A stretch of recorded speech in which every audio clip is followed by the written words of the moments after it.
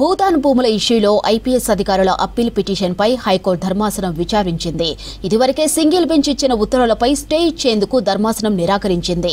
ఈ కేసులో తదుపరి వాదనలు సింగిల్ బెంచ్ ఎదుటే వినిపించాలని ఐపీఎస్ల తరపు న్యాయవాదులను ఆదేశించింది. ఐఏఎస్, ఐపీఎస్ అధికారులకు చెందిన భూదాన్ భూములను నిషేధిత జాబితాలో పెట్టాలని ఈ నెల 24న హైకోర్టు సింగిల్ బెంచ్ ఆదేశాలు జారీ చేసింది. ఇక సింగిల్ బెంచ్ తీర్పును సవాల్ చేస్తూ ముగ్గురు ఐపీఎస్ అధికారులు అప్పీల్ పిటిషన్ దాఖలు చేశారు.